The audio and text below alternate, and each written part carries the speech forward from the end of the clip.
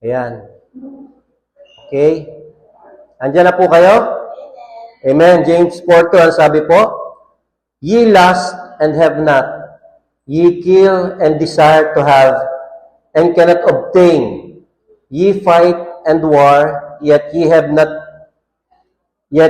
not, because ye ask not of God. Tayo po'y manalangin. Ama naming makapangyarihan sa lahat, maraming salamat po, Panginoon, sa mga pagpapala na patuloy po pinagkakalob sa amin. Maraming salamat po sa mensaheng ipagkakalob mo po sa amin. Nawa ay ma-encourage po kami, may sa buhay po namin ito, Panginoon. Gayun din naman, Panginoon, itago mo po ako sa iyong likuran. Huwag po makita ang aking kahinaan, ang aking pagkatao, kundi po makita ang katotohanan ng iyong mga salita at ang kapangyarihan nito. Maraming salamat po, Panginoon. Ito po ang samo namin dalangin sa pangalan po ng aming Panginoong Yeshua Christ. Amen. Makakaupo na po tayo. Amen. Alam niyo po, ginamit ko po itong James 4:2, ano po? At i-interpret ko po ito doon sa aking, ako po mag-i-interpret, ano? Sana po maintindihan niyo. Sabi po dito ni James, marami kayo kang ninanais. Ano po? Marami kang pinagnanasaan, sabi ni James. Ano po? Pero hindi mo naman nakakamtan, sabi ni James. Yung mga ninanais mo ay minsan nakikipag-away ka pa, sabi niya. Nakikipaglaban ka doon sa mga inaasam mo at ninanais mo. At dumadating pa sa punto na pumapatay ka, sabi ni James. Tapos sa ulo yan, sabi po, gusto ko po itong ating pong tandaan. Ang sabi po niya rito, ye fight and war, yet ye have not, because ye ask not. Sabi yung mga pinagnanasaan mo, hindi mo nakukuha, hindi binibigay sa'yo kasi hindi ka naman humihingi sa Panginoon nating Diyos. Amen? Ngayon, pag binabasa ko po itong talata na ito, ano po? Sabi ko, ang ibig bang sabihin ni James, yung mga ninanasa ko, yung mga inaasam ko, yung nakikipag-away pa ako doon dahil gusto ko, nakikipaglaban ako doon hanggang handa akong pumatay para doon, pag hiningi ko sa Diyos, ibibigay sa akin? Bibigay kaya sa akin ng Panginoon? Amen? Ngayon, tinitingnan ko, no, ano yung nakapailalim dito sa salita na ito? Ano yung pinakamalalim na dahilan kung bakit sinabi ito ni James? Na para bang ang dating humingi ka sa Diyos at lahat ipagkakaloob sa iyo. Pero may binanggit dito yung mga ninanasa natin. Binanggit dito yung lust, binanggit dito yung desire para magkaroon tayo, at binanggit din yung nakikipag-away tayo, nakikipaglaban tayo, pagkatapos ano pa? Handa tayong pumatay para makuha natin yung gusto natin. So, inisip ko, no, sabi ko, siguro, kaya hindi siya nananalangin, kaya hindi niya hinihingi ito sa Panginoon sapagkat alam niya, lalo na kung Kristiyano ka, alam niya na ito ay yung desire mo lang sa laman. Ikaw lang ang may gusto nito. Kaya hindi mo hinihingi, baka nahihiya ka sapagkat alam mo hindi ibibigay ng Panginoon. Kaya gagawa ka ng paraan para makuha mo ito. Amen po ba? Ganun po yung tao ano po? Ang sabi po rito, prayer is one of the most mysterious concept found in the Bible. A child of God can bow their head, talk to God, and He will hear and answer their prayer. That is one of the most amazing, incredible things on the planet. Sabi po rito, pwede tayong manalangin sa Panginoon. Pwede tayong humingi sa Panginoon at ipagkakaloob sa atin ng Panginoon. Di po ba? Yun po yung sinabi rito na mysterious, ano po? Amazing, ano po? Pero meron pa isang pinanggit dito, ano? Sabi rito, the other amazing thing, sabi niya, is how little praying God's people really do. Kung amazing na pagka tayo nanalangin, alam natin, sasagutin tayo ng Panginoon, pakikinggan tayo ng Panginoon, napaka-amazing din. Pagka inisip natin na napaka-konti lang, o little lang, o maliit lamang yung panalangin, yung mga nananalangin sa ating Panginoon. Ano po? Huwag na nating isali yung mga hindi pa saved. Yung sarili na lang natin ang isali natin, yung mga Kristiyano mismo. Ano po? Napaka-liit ng panalangin na gusto nilang gawin. Ano? Maybe, di pa nila talaga natitikman kung paano talaga sagutin yung panalangin ng Panginoon. Pero alam ko, lahat tayo, naramdaman na natin yon. Amen po ba?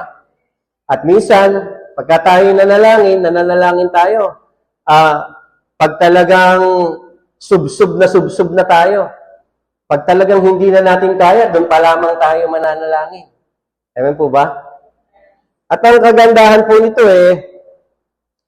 pwede tayo talagang manalangin sa ating Panginoon. Wala nagbabawal sa atin. Sabi pa nga, pray without ceasing. Ano po? So, basahin ko po yung quote ni Andrew Murray. Sabi niya, "What is it then that makes prayerlessness such a great sin? At first, it is looked upon merely as a weakness. The deep guilt of the situation is not recognized." Sabi po ni Andrew Murray, ano po? Bakit kaya yung kasalanan, yung prayerlessness, kasalanan Kasalanan yun hindi ka nananalangin Ano po? Ngayon, pag tinignan mo ng yung wala lang, titingnan mo lang, prayer lang, kasi kahinaan lang yan, kahinaan lang ng mga Kristiyano yan, ano po? Pero meron talagang malalim na dahilan kung bakit hindi nananalangin. Amen po ba? Katulad nga po nung sinabi ni James, na nakikipagpatayan pa nga ito sa gusto niya nakikipag-away pa nga ito, doon sa inaasam niya Pero hindi niya ito hinihingi sa Diyos. Nakuha niyo po ba? May malalim ano po. So, sabi pa po nung quote ni E.M. Bounds dito, "The sin of prayerlessness represent an attempt at instituting an independence of God." Ano po ibig sabihin? Ibig sabihin, para bang hindi mo na kailangan ng Diyos. Para bang kayang-kaya mo yung lahat ng mga nangyayari sa buhay mo. Kahit hindi ka manalangin, kaya mong gawa ng paraan, yung gusto mong makamtan ay makakamtan mo. By hook or by crook. Amen po ba? So yun, po? Ngayon, nagtataka din po ako sa sarili ko kasi napakadami ko na pong church na napuntahan. Maraming mga churches na nadalaw, po. At in general, sa mga churches, lalo na po pag yung mga Baptist churches, pag dumadating po ang prayer meeting, pagka po Wednesday prayer meeting, talaga po kukunti po yung nananalangin. Kakaunti po yung dumarating. Amen po ba? Nagpapasalamat po ako dito sa church natin, nag-i-improve. Pagka po face-to-face prayer meeting natin, dumadami na po tayo. Kaya nagpapasalamat po ako doon, Pero, ito po yung nakikita kong parang sakit ng Kristiyano Na pagka, yung pong umaattend ng Sunday service, ay pagdating po ng Wednesday prayer meeting, wala na po. Kukunti na lang po ang umaattend. Pagkatapos, pagka po sa Zoom prayer meeting, na dapat sana nandun tayong lahat sapagkat Zoom na po ito, at 7:30 po ito, wala pa rin tayo. Kasi marami nga mga dahilan May mga malalalim na dahilan yan kung bakit So, yun po yung ating titingnan, Titingnan po natin yung mga dahilan na yon. So, umpisa po, prayer is a simple endeavor. Letter A, prayer is a simple endeavor. Ano po ibig sabihin ng simple? Simple lang namang manalangin Di po ba? Kahit saan pwede kang manalangin. Amen? Kahit nakatayo ka, kahit nakaupo ka, kahit nakahiga ka, pwede kang manalangin. Ano po? Yung endeavor, sinama ko po kasi dun a simple endeavor. Ano ibig sabihin ng endeavor? Ibig sabihin ng endeavor ay yung pagsusumikapan mo. So, ang panalangin ay simple, pero dapat mong pagsumikapan. Nakuha niyo po? Amen. Palakpakan po natin ang Panginoon. So, we can pray anywhere. We can pray anytime. Sabi nga po sa 1 Thessalonians 5:17, pray without ceasing. Ano po? We can pray about anything. Sabi po sa John 14:14, if you shall ask anything in my name, I will do it. We can pray silently. Ano po? Si Hannah po, ginawa yan sa 1 Samuel 1:13. We can pray loud. Ginawa po ni Solomon yan na nakatayo po siya sa entablado at nanalangin po siya ng malakas sa kanyang mga nasasakupan. Ano po? Pero, yan po ang nangyari sa 2 Chronicles 6:13. Pero yung emphasis po ay hindi po yung sa posisyon. Kung hindi po doon sa posisyon ng body, kung ikay nakatayo, kung ano, pero it is the condition of the heart. Kung ano ba yung kondisyon ng puso mo habang ikaw ay nananalangin. Amen po? So makikita po natin, we can pray standing. Sabi ko nga sa inyo, sabi sa Mark 11:25, and when ye stand praying, forgive if ye have aught against any, that your Father also which is in heaven may forgive you your trespasses. Amen? Pwede kang tumayo, pwede kang manalangin, pero ikaw ay dapat mag-forgive. Dahil para i-forgive din tayo ng ating Panginoon, ng ating mga kasalanan. Kailangan natin itong ipag-pray, yung ating mga kasalanan. Ano po? So, meron ding kneeling down, yung nakaluhod, kneeling down, Daniel 6:10, ang sabi po, now when Daniel knew not that the writing was signed, he went into his house, and his windows being open in his chamber toward Jerusalem, he kneeled upon his knees 3 times a day and prayed and gave thanks before his God as he did aforetime. Lumuhod po siya. 3 beses. Ano po? Ako po yung natutuwa kasi nung kami po ay nandito nagpa-practice ng choir, sabi po nila Tuti at nila Ma'am Neng, magpapalagay sila ng mga cushion dito sa altar. Para pagka po tayo nag-altar call, kung sino yung gustong lumuhod, makaluluhod, lalo na po kung senior citizen ka. Ano po? Kasi pag senior po, talaga mahirap ng lumuhod Pero ito po ay naaayon sa kagustuhan doon sa kondisyon ng iyong puso. Kung paano mo ito gustong gawin. Ano po? So makikita po natin, we can pray bowing. Sabi po sa Genesis 24:26, and the man bowed down his head and worshiped the Lord.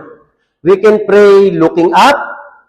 John 17:1, these words spake Yeshua and lifted up his eyes to heaven and said, Father, the hour is come, glorify thy Son, that thy Son also may glorify thee. Kaya po ang panalangin o prayer is a simple endeavor. Simple lang po, pero dapat pagsumikapan. Amen po? At hindi po yan sa posisyon, kundi yung kondisyon ng iyong puso. Kung paano ka mananalangin, paano mo gagawin ito. Amen po ba? Palakpakan po natin ang Panginoon. Pangalawa po, prayer is a serious engagement. Ano po ibig sabihin? Isang seryosong pakikipag-ugnayan. Bakit seryosong pakikipag-ugnayan? Kasi nakikipag-ugnayan tayo sa Diyos mismo. Kay Yahweh mismo, kay Yeshua mismo, sa banal na Espiritu mismo, sa makapangyarihan mismo, sa pwedeng magtuwid ng buhay natin, sa pwedeng magbigay ng mga blessings sa atin, sa pwedeng magpala sa atin, doon po tayo nakikipag-communicate. Ano po? Hindi po tayo basta-basta nananalangin lang na pagkatapos nating manalangin, wala na. Ano po? Kailangan maging seryoso po tayo. Ano po? Seryoso po ang pananalangin. Hindi po ito parang kailangan mo lang gawin. Hindi po kasi iniuutos. Hindi po. Seryoso po ang pananalangin kasi nakikipag-usap po tayo sa ating Diyos. Ano po? Amen? Amen. So, yun po, ano? You don't pray by accident. You just wander into the holies of holies. You just don't just meander into the throne room of grace. Hindi ka basta-basta mananalangin ng hindi ka prepare. Yung puso mo hindi handa. Hindi ka pwedeng andun ka lang, nagwa-wander ka. Hindi eh. Pero isip mo kung saan-saan na pupunta, hindi. Kailangan nakaprepare ka na kausapin yung ating Panginoong Yeshua. At tayo naman ay nakahandang makinig kung ano yung sasabihin sa atin ng ating Panginoong Yeshua sa pamamagitan po ng panalangin. Amen. Ano po? And letter C, prayer is a supernatural enterprise. Prayer is an activity that requires the cooperation of the Godhead. Sino yung Godhead? We pray to the Father, to the Son, and to the Holy Spirit. And po, nakita nyo ba, sa prayer natin, binabanggit natin yung God the Father, binabanggit din natin yung God the Son, binabanggit din natin yung Holy Spirit kasi kailangan ng kooperasyon ng Godhead para yung ating mga panalangin ay pagkaloob sa atin ng Panginoon. Sila yung nagkakaloob, hindi naman tayo. Tayo lang yung nananalangin at humihiling. Amen? Amen. So yun, ano po? We pray to the Father in Luke 11:2, and He said unto them, when ye pray, say, Our Father which art in heaven, hallowed be thy name. We pray the help of the Holy Spirit, Romans 8:26. Likewise, the Spirit also helpeth our infirmities, for we know that what we should pray for as we ought, but the Spirit itself maketh intercession for us with groanings which cannot be uttered. So, yung banal na Espiritu, yung nagtuturo sa atin, paano tayo manalangin, ano po? We pray in the name of Yeshua, John 14:13-14. Ito po pinaka-importante. Ano po? Sabi nito, we pray in the name of Yeshua, John 14:13-14.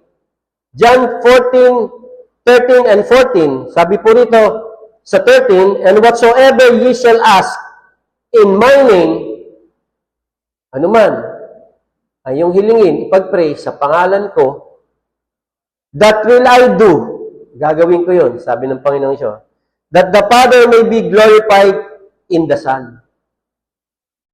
Sa 14 naman, sabi, if you shall ask anything in my name, I will do it. So, mapakapangyarihan ng pangalan ng ating Panginoong Yeshua na pag nanalangin tayo sa pangalan ng ating Panginoong Yeshua, ay ipagkakaloob niya ito. Ang may sabi po nito ay yung salita niya, di po ba? And letter D, prayer is a spiritual exertion. Isang pagsisikap na spiritual. Ano po? Every time we go to pray, we enter into spiritual warfare. Tuwing mananalangin tayo, merong spiritual warfare. Ano po? Praying is simple, but it is not easy. When we pray, we are calling in reinforcement. Pag nananalangin tayo, tumatawag tayo ng reinforcement, ng tulong. Amen po ba? Ano po? Pag nananalangin tayo, we are invading enemy territory. Ini-invade natin yung teritoryo ng kalaban pag nananalangin tayo at sila ay nagtatakot pag tayo nananalangin. Ano po? At pag nananalangin tayo, we are recruiting the arm of the Almighty Yahweh. Sinasabi natin sa Panginoong nating Yahweh, Panginoon, ikaw na ang bahala dito. Kapangyarihan mo ang kumilos. Ang iyong makapangyarihang kamay ang gumawa nito.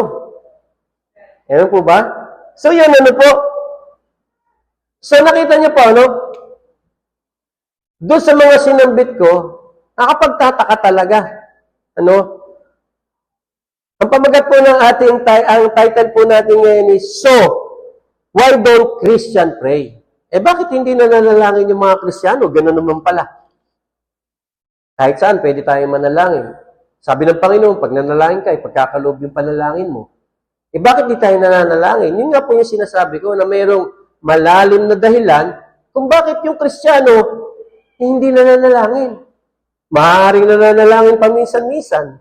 Maaaring nananalangin pagka may problema. Maaaring nananalangin pagka gusto lang niya. Pero, ganun po nangyayari Ano po? At naiintindihan po natin yan, may mabigat na dahilan. Bakit hindi nananalangin ng Kristiyano? It's supposed to be. Dapat tayo mapanalangin. Amen po ba? Palakpakan po natin ng Panginoon. So, una ko pong puntos, sabi po dito sa point number 1 natin, bakit hindi nananalangin yung mga Kristiyano?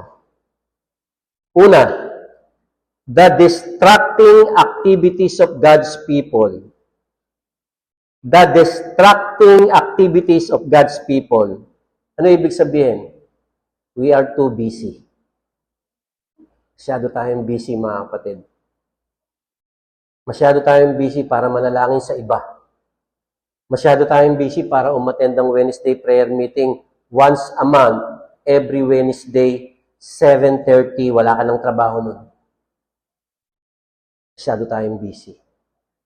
Amen? Kuha nyo? Busy talaga tayo. Ano po?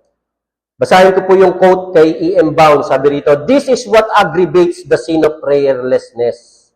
It represents an attempt at instituting an independence to God, a self-sufficient ruling of God out of the life." Wala ang Panginoon. Wala na yung Panginoon kasi kuha mo naman lahat yung kailangan mo eh. Amen? Nakuha nyo?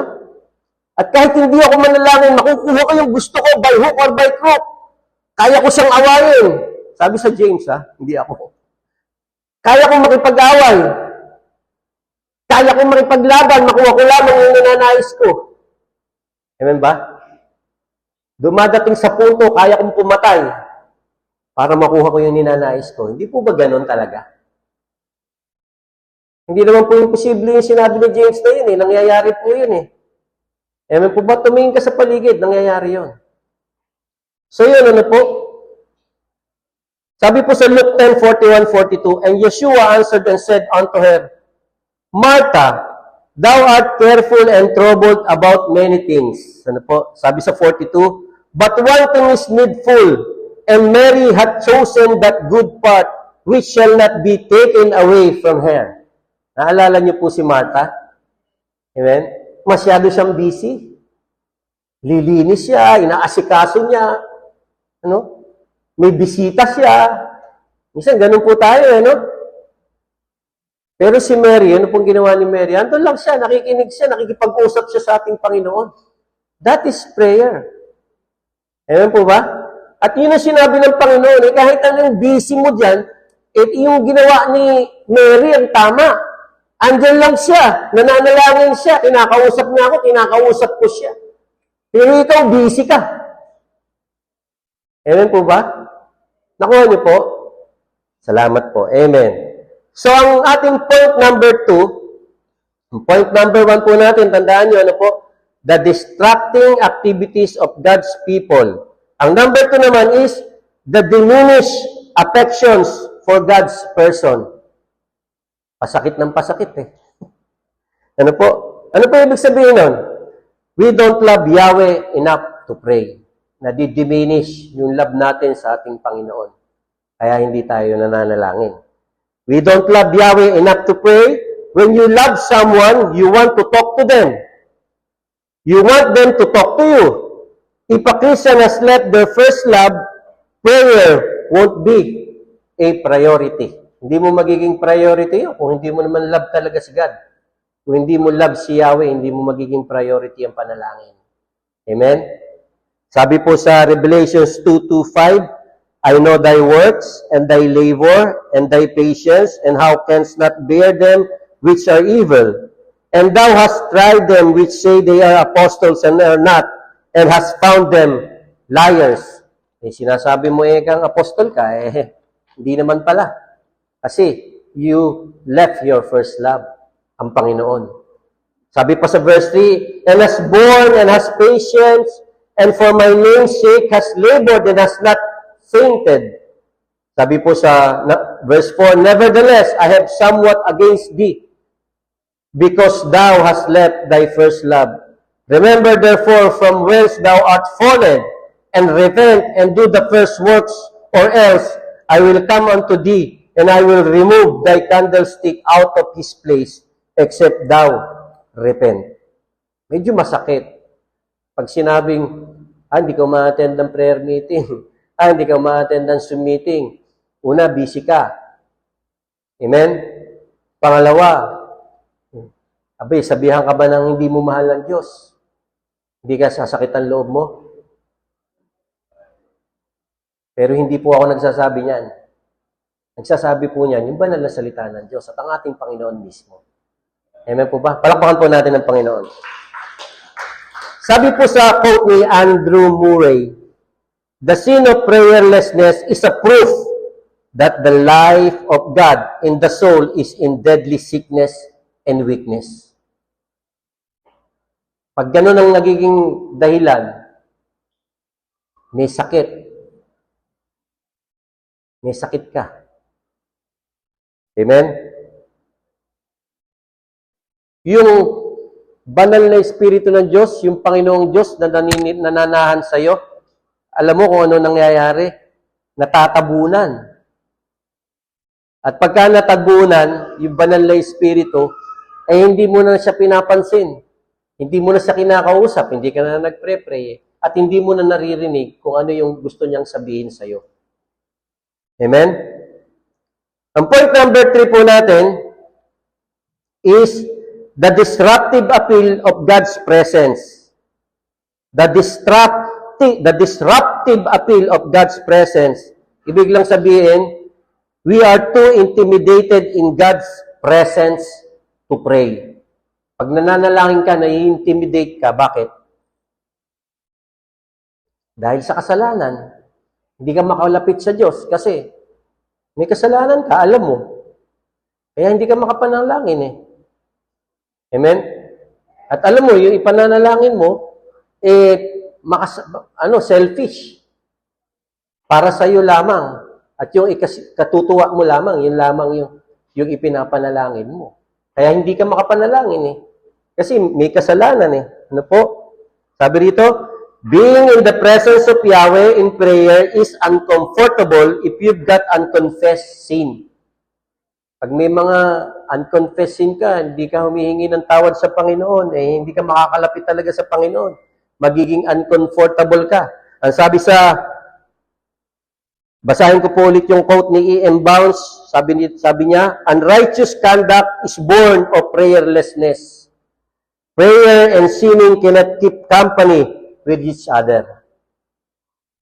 Amen? Nakuha niyo po? Amen. Maraming salamat po. Si Adan po, nagtago sa presensya ng Diyos kasi nagkasala siya. Nagtago talaga siya. Ganun po yung talagang nangyayari paglalapit ka sa presensya ng Diyos sa pamagitan ng panalangin, kung may kasalanan ka, magtatago ka talaga eh. May intimidate ka doon sa presensya ng Panginoon. Amen? Si Jonah po, tumakbo from the presence of God. Kasi sinuway niya yung Panginoon. Sinuway niya ang ating Panginoong Yahweh. Kaya tumakbo siya sa presensya ng Diyos.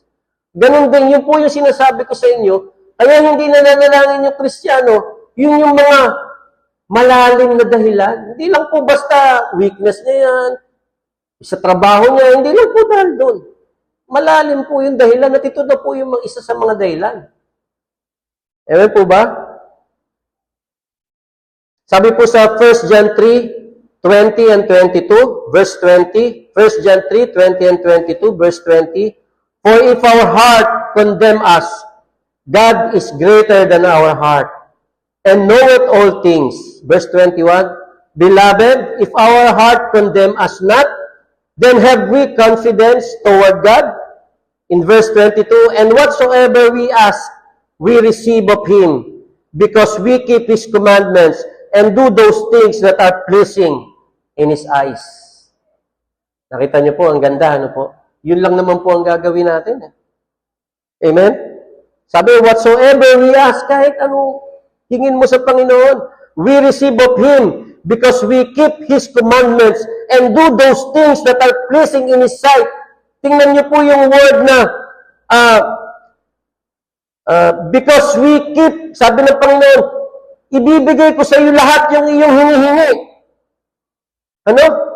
Kasi, you keep my commandments. Sinusunod mo yung aking mga kautusan, yung aking mga salita. Sinusunod mo. At hindi lang po yun. Sabi, because we keep His commandments and do these things that are pleasing in His sight. Ginagawa natin yung kagustuhan ng Panginoon. Yung kanyang will, ginagawa natin sa buhay natin. Sinusunod natin siya. Kaya pag nanalangin tayo sa Panginoon, ipagkakaloob sa atin ng Panginoon yan eh. Amen po ba? Palakpakan po natin ng Panginoon.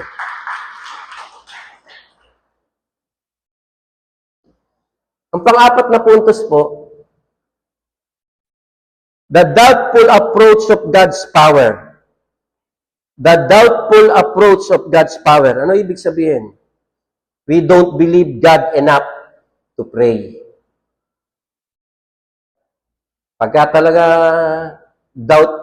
in doubt ka na ibibigay sa iyo ng Panginoon, hindi talaga ikaw, hindi na ikaw mananalangin. Ano?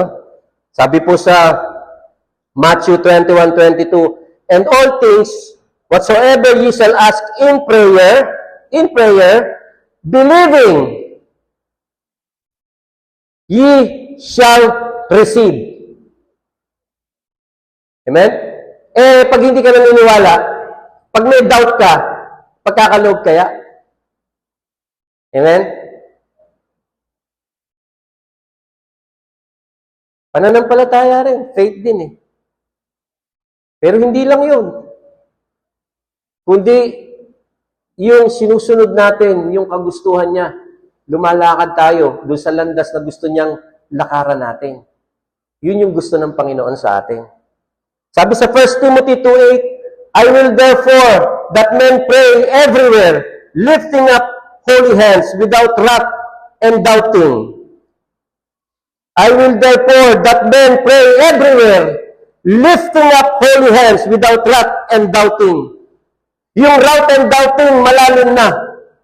Pero yung ililip mo yung iyong kamay sa pananalangin, mababaw lang at simple lang. Pero hindi natin kayang gawin lahat. Sorry po mga kapatid. Sorry po. Hindi po ako nagsabi niyan.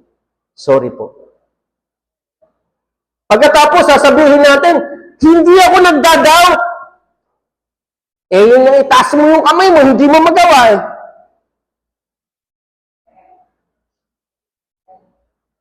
Madali na lang yun. Di ka nga maka-attend ng prayer meeting eh. Zoom yun.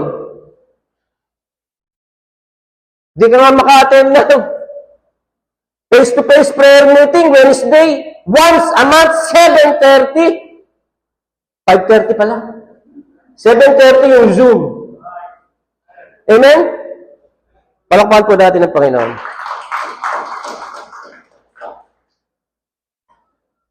Sabi sa James 1:6, sabi sa 1 Timothy 2:8, I will therefore that men pray every... Ito, nabasa ko na pala ito. Sabi sa James 1:6, but let him ask in faith, nothing wavering, for he that wavereth is like a wave of the sea, driven with the wind and tossed.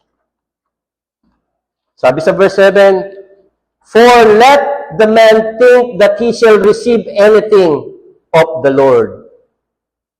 Amen po ba? Sabi po prayer is a simple endeavor. Simple lang, pero dapat pagsumikapan. Prayer is a serious engagement. Kailangan maging seryoso tayo pag makikipag-engage tayo sa ating Panginoon, pag makikipag-usap tayo sa ating Panginoon. Prayer is a supernatural enterprise. Kailangan natin talaga ng Panginoon. Pag lumapit po tayo sa Kanya, talagang supernatural yan. Ano po? Prayer is a spiritual exertion. Ano po? Pag sumikapan natin, spiritual na pagsusumikap ang panalangin. So why don't Christians pray? It is because of the distracting activities of God's people. We are too busy to pray. Number 2, the diminished affection for God's person. We don't love God enough to pray. Number 3, the disruptive appeal of God's presence. We are too intimidated in God's presence to pray. And number 4, the doubtful approach to God's power, we don't believe God enough to pray. Sa ating pong pagtatapos, bibigyan ko po kayo ng isang kwento. And I hope ma-encourage ko po kayo na umattend ng Zoom meeting, na umattend ng Wednesday, once a month, face-to-face prayer meeting. Ano po. And mind you, meron na po tayong bagong preacher sa Wednesday natin, face-to-face. Talaga naman po mabe-bless po kayo. Amen po? So, sa akin po pagkatapos, kwentuhan ko po kayo, sana ma-encourage kayo, no? Meron po isang missionary sa Africa. Ang pangalan po niya ay si Dr. David Livingstone. From London po siya. Siya po ay nag-aral ng medicine sa araw at sa gabi, nag-aral siya ng theology. So, nung nakatapos siya, nag-missionary siya sa Africa. At nakita niya kung gaano yung kahalaga, yung pangangailangan doon sa Africa para ma-introduce ang ating Panginoong Yeshua. Nakita niya yun. At hindi niya kaya yun. Napakaraming kailangang mag-volunteer para tumulong sa mission sa Africa. So, he went to London, doon sa kanyang mother church. At sinabi niya, gusto kong magsalita sa ating mother church ulit. Gusto kong ma-encourage yung mga tao na magpadala ng workers dito sa Africa para mas lalong umabot sa kanila yung salvation. Ano po? Okay naman, binigyan siya ng time, pero binigyan siya ng time Wednesday prayer meeting. Sabi niya, sabi niya, puro matatanda naman kasi yung ma-attend ng prayer meeting. Sabi niya, sino ka magbo-volunteer para mag-assist sa akin doon sa Africa? Africa yun, ano po? Pero makikita niyo po, ibig sabihin, in general po yung sinasabi ko, talagang yun po yung nangyayari eh. Ano po? At kukunti lang yung umaattend ng prayer meeting. Paano ngayon yan? Sabi niya. So, ganun pa man, nag-speak pa rin siya. At nung nag-speak siya, talaga namang, sabi ng mga membro, mananalangin po kami sa inyo. Which is yun naman talaga yung ginagawa natin. Na minsan, nagbibigay kay Ma'am Ning ng yung mga missionary. Sabi, pag-pray niyo po yung gano'n, may sakit, kailangan po namin ng gano'n. Pinag-pray po natin yan pagka Wednesday na prayer meeting natin, tsaka Zoom prayer meeting natin. Bukod sa pinag-pray po natin ng bawat isa po sa atin, at kahit yung wala doon, pinag-pray po natin. Amen po? So, bumalik po siya. Bumalik po siya doon sa mission niya. Pagkatapos, nagkaroon po sila ng isang medical mission doon sa tribo. Isang buong tribo. Then, nag-medical mission sila. Nagalit na yung chief ng tribo. Pinadalan ngayon siya ng sulat. Sinabi, sa araw na ito, susugudin namin yung church nyo, pagpapapatayin namin kayo. Sabi kay Pastor Livingstone. Then, syempre, kinabahan ng konti si Pastor Livingstone. Ano? Pagkatapos, nagpadala ngayon siya ng message doon sa kanyang mother church, ipag-pray nyo kami.